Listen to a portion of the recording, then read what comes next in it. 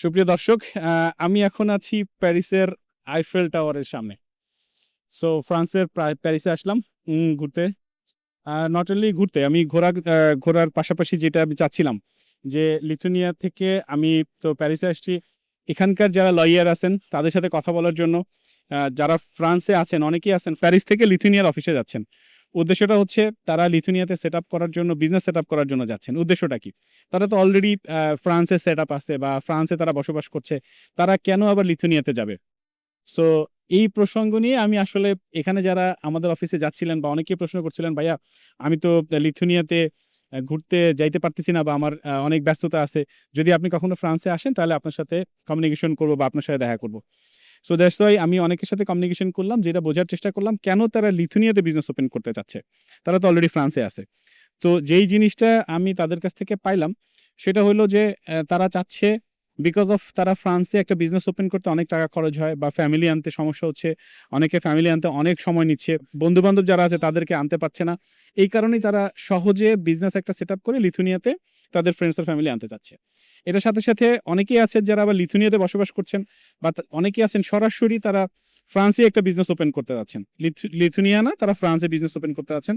তাদের জন্য আমরা যেটা করেছি সেটা হচ্ছে এখানকার লয়ারের সাথে কথা বলছি, এখানে একটা বিজনেস ওপেন করতে কেমন খরচ হয়, এখানে ট্যাক্সের অবস্থাটা কি, এখানে হইলে ভিসা হয় কিনা, এই সব বিষয় নিয়ে আমি অলরেডি এখানকার যারা লয়ার আছেন বা এখানে যারা বিজনেস করছেন, দীর্ঘদিন এখানে যারা বসবাস করছেন, তাদের সাথে কমিউনিকেশন করলাম, তাদের সাথে কথা বলার চেষ্টা করলাম তারা কি করছে, কিভাবে করছে।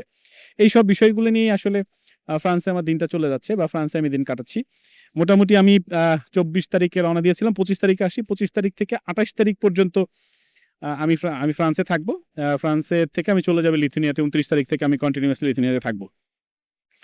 এই হচ্ছে বিষয়। সো আমি কিন্তু যে ফ্রান্সে আসছি বিকজ অফ আসতে পারতে আমার কোনো সমস্যা হয় নাই।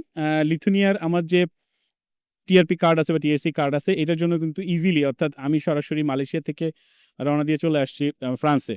কোথাও আমাকে জিজ্ঞেস করে নাই যে কেন আপনি যাবেন, আপনার ভিসা লাগবে কিনা, বা ইমিগ্রেশন অফিসার আমাকে কোনো কোশ্চেন করে নাই যে এখানে ঢুকতে আপনার কিছু লাগবে কিনা। সো আপনিও যদি চান আমার মতো এরকম প্যারিসে, ইউরোপে ঘুরে বেড়াতে বা বিজনেস মিটিং করতে বা ব্যবসাকে আপনার বড় করতে বা বিজনেস নিয়ে বা ফ্যামিলি নিয়ে ইউরোপে বসবাস করতে, তাহলে চলে আসতে পারেন আমাদের অফিসে। আমাদের ঢাকা অফিসে যোগাযোগ করতে পারেন, চাইলে লিথুনিয়া অফিসে যোগাযোগ করতে পারেন।